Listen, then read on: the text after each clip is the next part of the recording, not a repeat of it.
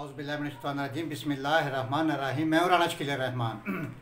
नाज़रीन, हमारे प्यारे वज़ीर आज़म साहब अक्सर नेल्सन मंडेला को बहुत याद करते हैं।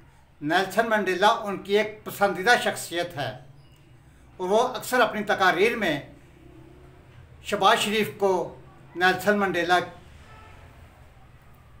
का बनने का भी कहते हैं कि शहबाज शरीफ नेल्सन मंडेला बन रहा है या बनने की कोशिश कर रहा है। नाज़रीन, आज नेल्सन मंडेला के मैं आपको कुछ वाक़यात बयान करता हूँ। उसकी वजह हमारे वज़ीर आज़म साहब हैं जिनकी वो मिसालें देते हैं। नेल्सन मंडेला 18 मई 1994 को जनूबी अफ्रीका के सदर का हल्फ उठाया। ये अगली सुबह उठे, जोगर पहने, अवाने सदर का गेट खोला और जॉगिंग शुरू कर दी। जैसे ही कुछ थोड़ी दूर आगे जाते हैं तो उन्हें महसूस होता है कि उनके पीछे पीछे कोई घोड़ा चला आ रहा है। वो खड़े होते हैं और पीछे मुड़कर देखते हैं तो उनका सिक्योरिटी स्टाफ जो होता है वो उनके पीछे पीछे भागा आ रहा है। वो खड़े हो जाते हैं और रुक कर अपने सिक्योरिटी स्टाफ से पूछते हैं, क्या आप लोग भी जॉगिंग कर रहे हैं? सिक्योरिटी स्टाफ ने कहा कि नहीं सर, हम आपकी हिफाजत कर रहे हैं। जिस पर नेल्सन मंडेला मुस्कुराए और कहा कि भाई मुझे क्या ख़तरा हो सकता है, ये मेरा अपना मुल्क है, ये मेरे अपने लोग हैं, मुझे अपने ही लोगों से क्या ख़तरा हो सकता है, प्लीज़ बराए मेहरबानी आप वापस चले जाए।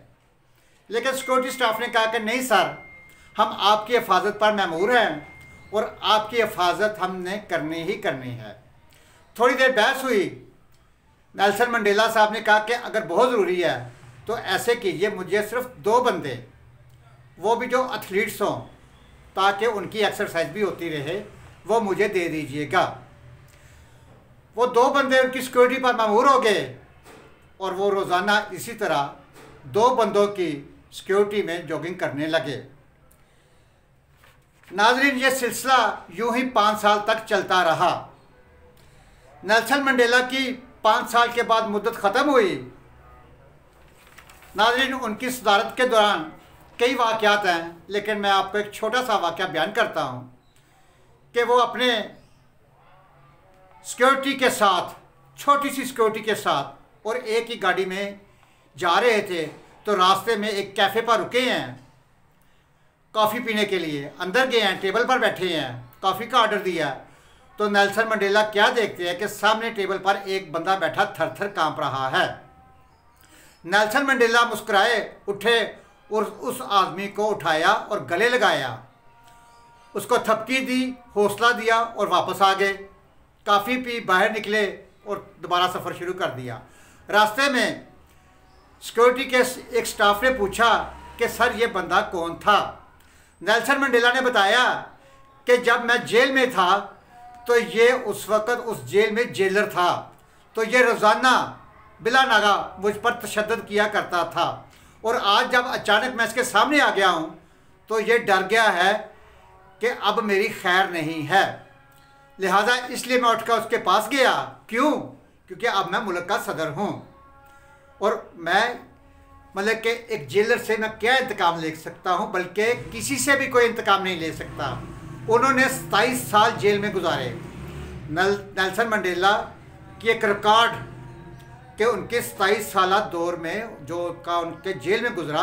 लिहाजा आप नाज़रीन ये बताइएगा कि जो उनकी 27 साल जेल की मुद्दत थी, क्या वो खुशी से जेल में थे? नहीं, उन्हें उस दौर की गवर्नमेंटों ने जेल में रखा हुआ था, इस वजह से वो 27 साल जेल में रहे।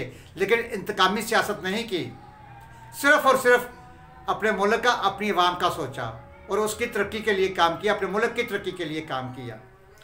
और सदारती मुद्दत पूरी करने के बाद उन्होंने एक्सटेंशन नहीं ली और एक्सटेंशन लेने से इनकार कर दिया, बल्कि वो सियासत से ही रिटायर हो गए।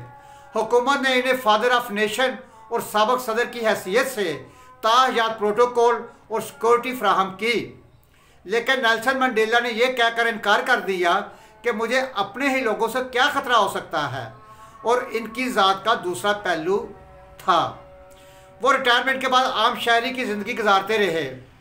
वो कैप टाउन से जोहान्सबर्ग शिफ्ट हो गए। इनका ज़्यादातर टाइम अपने गांव कैनियो और जोहान्सबर्ग के दरमियान गुजरने लगा। वो शहर में अकेले घूमते रहते थे, लोगों से मिलते जुलते रहते थे। हुकूमत ने इस दौरान जब भी इनसे सिक्योरिटी या प्रोटोकॉल या ज़रूरियात ज़िंदगी के बारे में पूछा तो उन्होंने साफ इनकार कर दिया। सिर्फ थैंक यू, अगर मुझे किसी चीज़ की ज़रूरत पड़ेगी तो मैं आपको बता दूंगा, बहुत बहुत शुक्रिया। ये उनके अल्फाज होते थे। ये भी वो एक शख्स था जो इस ज़मीन पर रहता था, इस ज़मीन पर ही सांस लेता था और अवाम के साथ साथ पूरी दुनिया इसकी इज़्ज़त करती थी। क्यों? क्योंकि इसकी कई वजूहात थी। पहली वजह इनकी 40 साला मुसलसल जमहूरी जद्दोजहद और दूसरी बड़ी वजह इक़्तिदार से नहीं चिपके रहना, कि वो इक़्तिदार से नहीं चिपके रहे। जब 5 साल का दौर पूरा हुआ तो वो ख़ुद को सदारती ओहदा छोड़ दिया।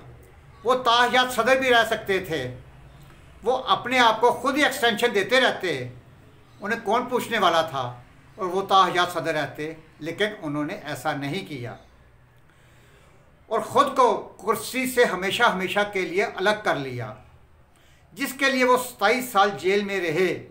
नाज़रीन, 27 साल जेल में रहे और 5 साल की सदारत पूरी की और वापस अपने घर आ गए।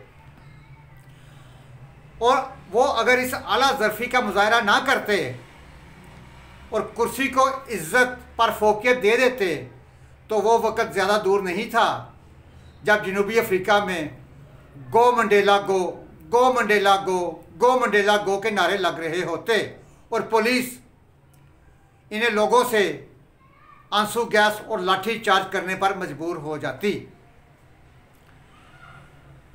और तीसरी बड़ी वजह, रिटायरमेंट के बाद मंडेला ने कौम पर बोझ बनने से इनकार कर दिया।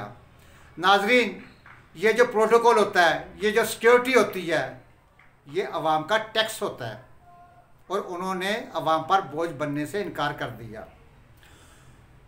वो एक आम और सादा सी ज़िंदगी गुजारते थे और एक सस्ती पैंट और शर्ट पहनते थे और आम से घर में रहते थे।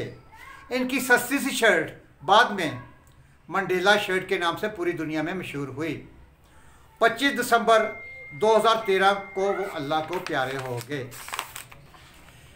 नाज़रीन, अब आ जाए पाकिस्तान में। जस्टिस गुलजार हुसैन 2 साल और 1 माह सुप्रीम कोर्ट ऑफ पाकिस्तान के चीफ जस्टिस ऑफ पाकिस्तान रहे और 22 फरवरी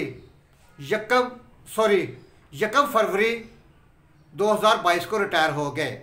जस्टिस गुलजार हुसैन ने रिटायरमेंट से 4 दिन पहले रजिस्ट्रार ऑफिस ने वजारत दाखिला को ख़त लिखकर दरख्वास्त की कि जस्टिस गुलजार हुसैन को रिटायरमेंट के बाद भी चीफ जस्टिस की सिक्योरिटी और प्रोटोकॉल दिया जाए। रिटायरमेंट चीफ जस्टिस ने अपने और अपने अहले खाना के लिए सफ़र के दौरान रेंजर्स के हिफाजती स्क्वाड की भी दरख्वास्त की और हुकूमत ने मंजूर कर ली और यूँ अब रिटायर्ड चीफ जस्टिस गुलजार हुसैन को चीफ जस्टिस के बराबर सिक्योरिटी और प्रोटोकॉल दिया जाएगा। इनसे पहले ये सहूलत retired justice Iftikhar Ahmed Chaudhry, retired Saqib Nisar, retired chief justice Asif Saeed Khosa, retired justice Tassaduq Hussain Jillani भी ले रहे हैं और हुकूमत मुल्क के अक्सर रिटायर्ड जजेस की भी हिफाजत कर रही है। अब सवाल ये है कि पाकिस्तान इन तमाम जस्टिस का मुल्क नहीं है। ये जितने भी चीफ जस्टिस रिटायर हुआ, क्या ये उनका मुल्क नहीं है? क्या ये अवाम इनकी अपनी नहीं है? और इन तमाम जजेस का मुल्क नहीं है। लोग भी इनके अपने हैं, मुल्क भी इनका अपना है और ये नेक नीति से पूरी ज़िंदगी मज़लूम अवाम को इंसाफ भी फराहम करते रहे हैं। लिहाजा फिर इन्हें किससे क्या ख़तरा हो सकता है? सुप्रीम कोर्ट के चीफ जस्टिस अल्लाह ताला के बाद मज़लूमों की आखिरी उम्मीद होते हैं।